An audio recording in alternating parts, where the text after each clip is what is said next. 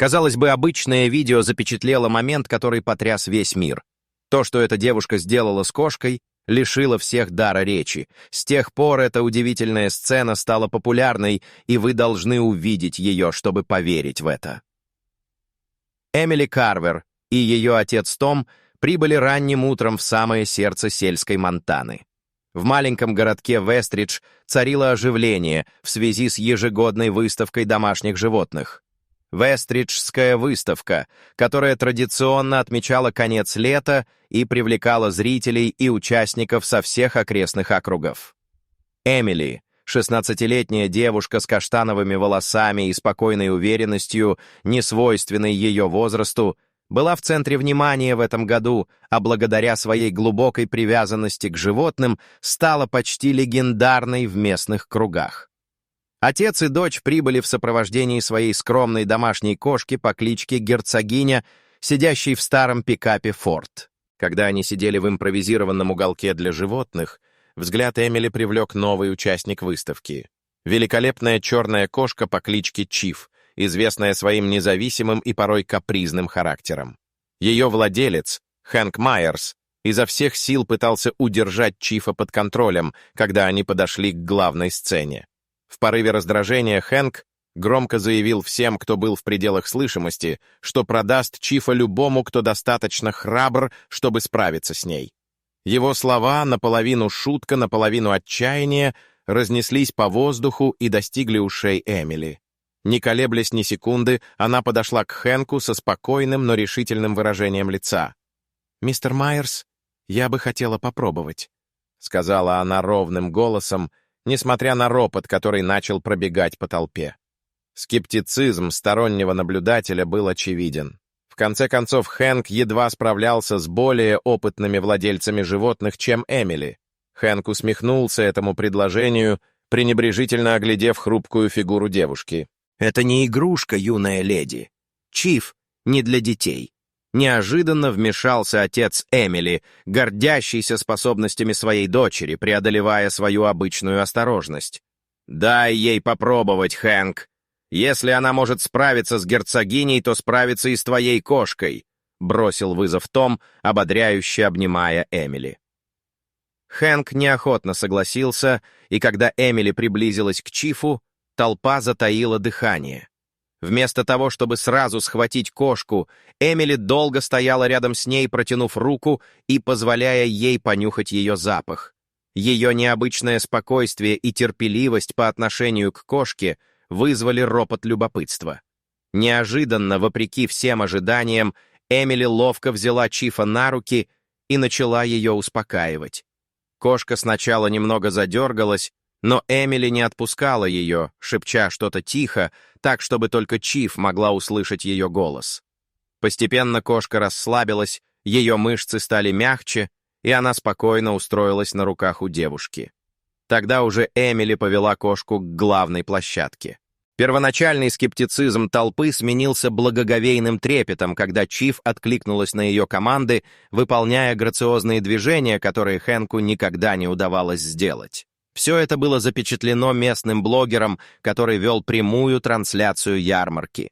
Видео, на котором Эмили и Чиф танцевали вместе в гармонии, быстро разлетелось по всем социальным сетям, набирая тысячи просмотров с каждой минутой. Когда Эмили спустила кошку, толпа разразилась аплодисментами не только за ее храбрость, но и за то удивительное взаимодействие, которое она продемонстрировала с этим упрямым животным. Хэнк подошел к ней. Его лицо выражало недоверие, смешанное с уважением.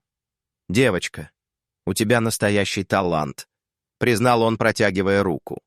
Видео с ее выступлением продолжило набирать популярность, и вскоре начались обсуждения ее методов, разделяя общественное мнение на две стороны.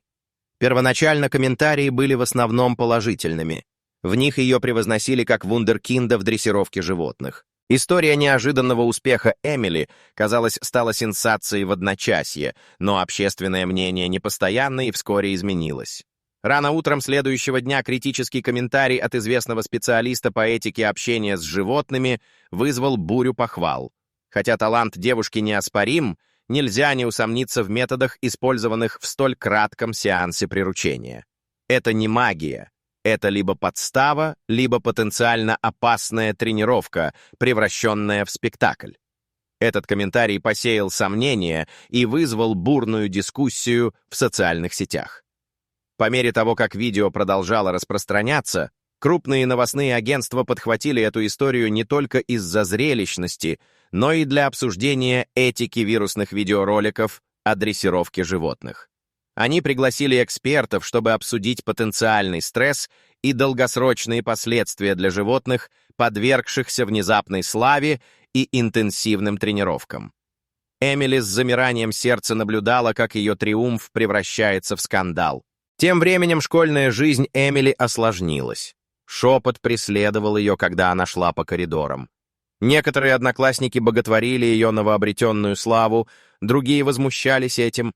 Группа студентов даже организовала петицию с требованием, чтобы она продемонстрировала свои методы обучения вживую, чтобы развеять все сомнения в их законности. Затем у нее появился неожиданный союзник. Известный тренер по общению с животными из соседнего штата обратился к Эмили, предложив поддержку и руководство. Он выразил уверенность в ее способностях и пригласил ее к себе на ранчо, чтобы обучиться передовым, гуманным методам дрессировки, которые помогут развить ее природный талант и, возможно, доказать неправоту ее критиков. В разгар этой суматохи Эмили получила анонимное электронное письмо с видеообращением. Это была подборка ее воспоминаний о времени, проведенном с животными за эти годы, прекрасно отредактированная, чтобы показать ее нежный подход и позитивные изменения, происходящие с животными, с которыми она работала. Видео заканчивалось посланием. «Истинный талант проявляется в противоречиях. Продолжайте доказывать, что они неправы». Воодушевленная, но настороженная, Эмили поняла, что ее путь вот-вот примет более серьезный оборот. Ей нужно было выбрать — уйти от внимания общественности или принять его и использовать свою платформу для пропаганды этичного воспитания животных. При поддержке своей семьи она объявила о проведении демонстрации в прямом эфире, чтобы прояснить противоречия. Мероприятие планировалось транслировать по всему миру, что еще больше подогрело интерес к ее истории. Когда начались приготовления, местная группа по защите прав животных объявила, что они посетят демонстрацию, чтобы убедиться, что методы Эмили были прозрачными и гуманными. Их присутствие обещало дополнительное давление, но также давало Эмили возможность продемонстрировать свою искреннюю заботу и опыт на более широкой сцене.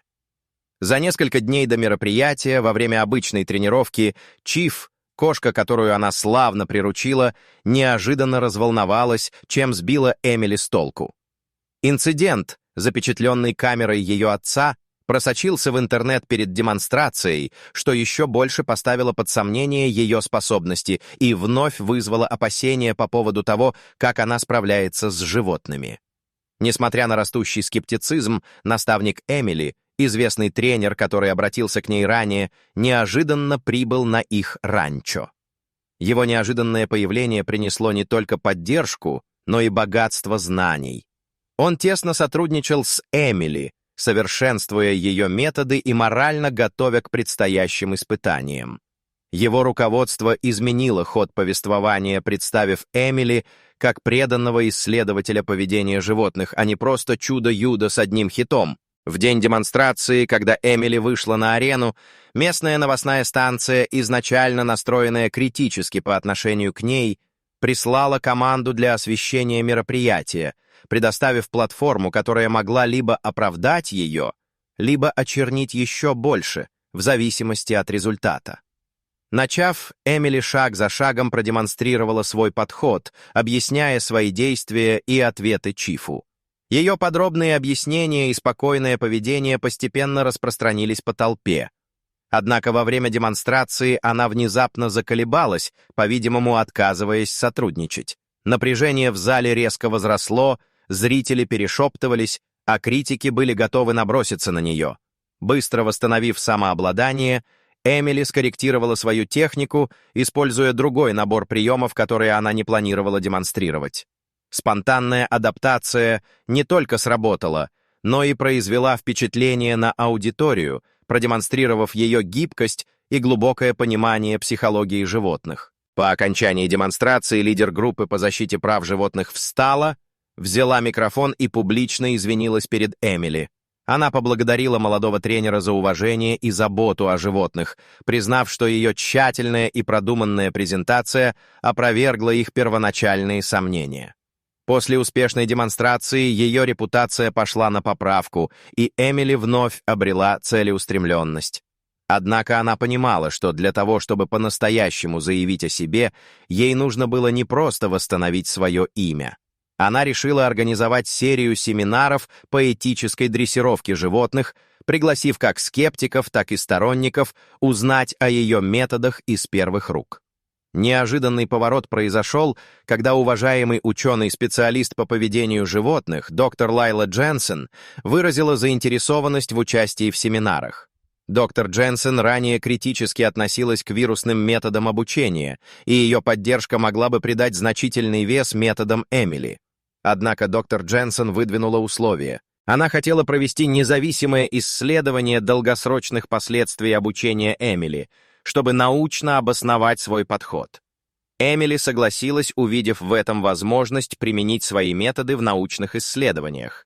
Семинары начались с энтузиазма самых разных участников, начиная от любителей животных и заканчивая профессиональными тренерами. Эмили умело обращалась с разными животными, демонстрируя свои нежные, но эффективные приемы, основанные на понимании уникального психологического профиля каждого животного. По ходу занятий, известная своим упрямством кошка, которая сопротивлялась предыдущим тренерам, положительно отреагировала на подход Эмили во время одного из занятий. Трансформация была глубокой и мгновенной, поразив зрителей и предоставив ощутимые доказательства эффективности ее метода. Тем временем, продолжающееся исследование доктора Дженсен привело к неожиданному повороту событий. Предварительные результаты показали, что животные, обученные под руководством Эмили, демонстрировали более низкий уровень стресса и улучшали поведенческие показатели по сравнению с животными, обученными по более традиционным методам. Это свидетельство стало весомым подтверждением работы Эмили, но доктор Дженсен предупредила, что для получения окончательных результатов необходимо больше данных. Узнав о выводах доктора Дженсен, крупная организация по защите животных обратилась к Эмили. Они предложили ей сотрудничество в продвижении гуманных методов дрессировки по всей стране. Это партнерство дало бы Эмили возможность влиять на более широкое сообщество любителей животных и выступать за перемены в национальном масштабе. Когда семинар подошел к концу, к Эмили подошел режиссер-документалист, который незаметно наблюдал за ходом семинара. Он предложил создать полнометражный документальный фильм о ее путешествии и влиянии ее философии обучения на мир животных. Ожидание выхода документального фильма придало истории Эмили новое звучание. Премьера фильма под названием «Шепчущие лапы» состоялась на престижном кинофестивале и привлекла внимание как представителей зоологии, так и более широких кругов индустрии развлечений. Эмили присутствовала на премьере, ее нервы были на пределе из-за волнения, вызванного возможностью поделиться своим путешествием с мировой аудиторией. Во время сессии вопросов и ответов после премьеры известный тренер по поведению животных из Европы публично бросил вызов Эмили, поставив под сомнение масштабируемость ее методов для более крупных тренировочных комплексов. Его скептицизм вызвал бурную дискуссию среди аудитории, разделив мнения и вызвав шумиху в средствах массовой информации. В ответ Эмили, проявив хладнокровие, пригласила скептика на публичную демонстрацию, запланированную на следующий месяц, предложив обучить несколько животных из разных стран, чтобы доказать адаптивность и эффективность ее методов. Этот открытый вызов не только подтвердил ее уверенность, но и усилил интерес к ее методикам. Пока Эмили готовилась к этой масштабной демонстрации, один из ведущих зоологических журналов предложил осветить мероприятие и взять у нее интервью.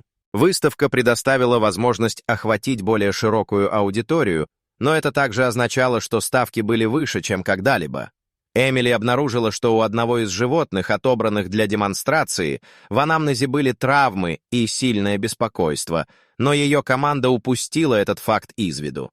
Столкнувшись с этой проблемой, Эмили увидела шанс по-настоящему продемонстрировать глубину своего понимания поведения животных.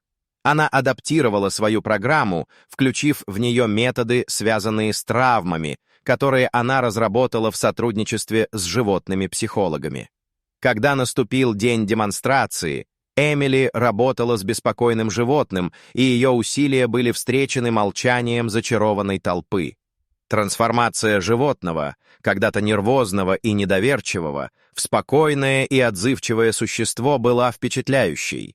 Успешное вмешательство продемонстрировало потенциал ее методов для решения более глубоких поведенческих проблем, выходящих далеко за рамки базовой дрессировки на послушание. Сразу после демонстрации представитель Международной организации по защите животных обратился к Эмили с предложением профинансировать исследовательский институт, занимающийся изучением и преподаванием ее методов дрессировки.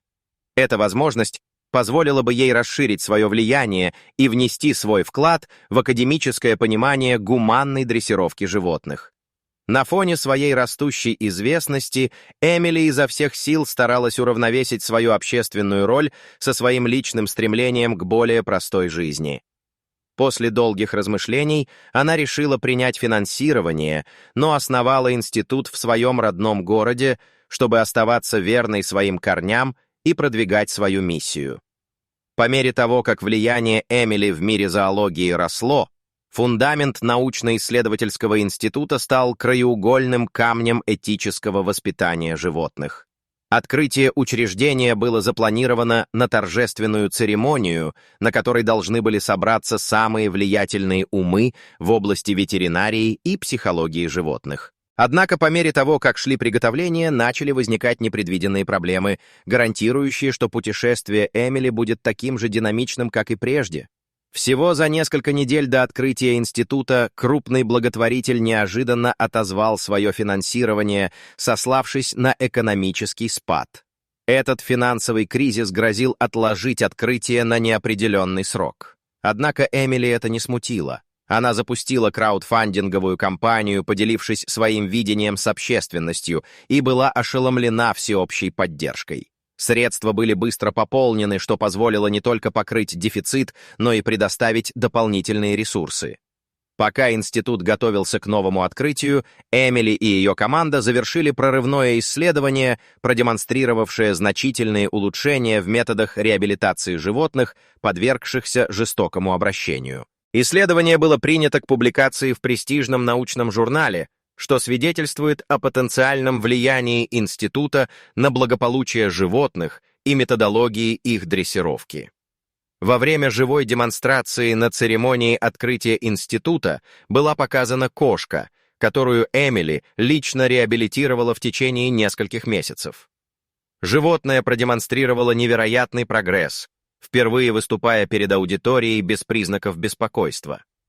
Эта живая история успеха наглядно продемонстрировала миссию и возможности института, обеспечив дальнейшую академическую и финансовую поддержку со стороны различных организаций.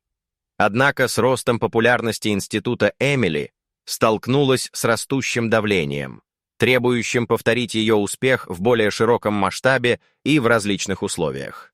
Критики сомневались, что ее методы могут быть универсально применимы во всех сценариях обучения. В ответ Эмили инициировала серию совместных проектов с международными учебными центрами, чтобы адаптировать и протестировать свои методы в различных условиях, стремясь создать универсально применимую модель обучения. Во время регулярного обзора программ института Эмили осознала потенциал распространения своих методов не только на животных, но и на другие виды. Вдохновленная, она начала создавать новое подразделение в институте, ориентированное на более широкое применение ее принципов гуманного обучения. По мере того, как росла репутация Эмили, ее методы привлекали внимание не только тренеров по поведению животных, но и специалистов за пределами зоологических кругов. Признавая ее уникальный подход к поведению животных, ведущее зоологическое общество обратилось к Эмили с новаторским предложением. Они пригласили ее применить свои методы в пилотной программе, направленной на реабилитацию спасенных диких животных, особенно тех, которые пострадали в результате незаконного браконьерства и торговли ими. Поначалу Эмили колебалась, но потом увидела в этом возможность проверить универсальность своих методов. Она согласилась возглавить команду, которой было поручено реабилитировать группу травмированных слонов, спасенных от браконьеров в Африке. Проект был сложным из-за размера слонов, их интеллекта и глубоких психологических травм, которые они несли с собой. Эмили отправилась в заповедник дикой природы в Кении, окунувшись в совершенно новую среду, где ставки были значительно выше. Во время своего пребывания в Кении Эмили познакомилась с доктором Самирой Мванги, ветеринаром, которая поначалу скептически отнеслась к методам Эмили, опасаясь, что они могут чрезмерно упростить решение сложных проблем. Однако, увидев уважительный и терпеливый подход Эмили к слонам, Самира стала важным союзником, предоставляя научные знания, которые улучшали интуитивные методы Эмили, сочетая традиционные знания с современной наукой. Как только со слонами наметился прогресс, заповедник столкнулся с серьезной угрозой со стороны браконьеров, пытавшихся саботировать проект, опасаясь, что успех может привести к ужесточению законов о борьбе с браконьерством. Однажды ночью произошло проникновение, но благодаря новым мерам безопасности, принятым по предложению Эмили, попытка была пресечена. Однако этот инцидент привел команду в состояние повышенной готовности и бросил тень на безопасность святилища. Новости о попытке саботажа и успехе программы реабилитации привлекли внимание международных СМИ. История Эмили теперь была не только о дрессировке животных, но и о ее более широкой борьбе с преступлениями против дикой природы. Ее работа привела к приглашению выступить в Организации Объединенных Наций, где она выступала за глобальную политику защиты дикой природы и делилась своими идеями по реабилитации животных. Вдохновленная своим опытом работы на глобальной платформе, Эмили решила расширить сферу деятельности своего института, создав отделение, занимающееся восстановлением дикой природы. Она запустила образовательную программу, направленную на обучение защитников природы по всему миру своим методом с помощью технологии виртуальной реальности, которая имитирует различные сценарии дикой природы. Эта инициатива не только распространила ее влияние, но и установила новый стандарт ухода за животными и их реабилитации по всему миру. Через 6 месяцев после создания программы реабилитации диких животных к Эмили обратилось Международное природоохранное агентство с необычной просьбой. Им понадобилась ее помощь с небольшой группой серых волков, которых перевезли в национальный парк на северо-западе Тихого океана. Эти волки, имеющие решающее значение для экологического равновесия, проявили неожиданные признаки агрессии и стресса, что потенциально поставило под угрозу программу реинтродукции. Несмотря на ее огромный опыт общения с домашними и полудикими животными, волки стали для Эмили новым испытанием. Их дикая природа и критическое отношение общественности к программе реинтродукции еще больше усложнили ситуацию. Движимая своей приверженностью делу защиты животных и восстановления экосистем, она согласилась взяться за эту задачу. По прибытии Эмили столкнулась с противодействием не со стороны защитников природы, а со стороны местных владельцев ранчо, обеспокоенных угрозой, которую эти волки могут представлять для домашнего скота. Ее присутствие и намерения были неправильно поняты, что привело к конфронтации, которая грозила сорвать проект еще до его начала. Эмили приходилось справляться с этими человеческими конфликтами, оставаясь при этом сосредоточенной на своих целях в отношении поведения животных. Чтобы лучше понять поведение волка, не прибегая к навязчивым мерам, Эмили сотрудничала с технологическим стартапом, специализирующимся на мониторинге дикой природы с помощью неинвазивных дронов и анализа с помощью искусственного интеллекта. Эта технология позволила получить беспрецедентное представление о социальной структуре волка и причинах, вызывающих стресс, что позволило Эмили адаптировать свой подход более эффективно, чем когда-либо прежде. Когда ситуация с владельцами ранчо обострилась, вновь появилось знакомое лицо, предложившее поддержку.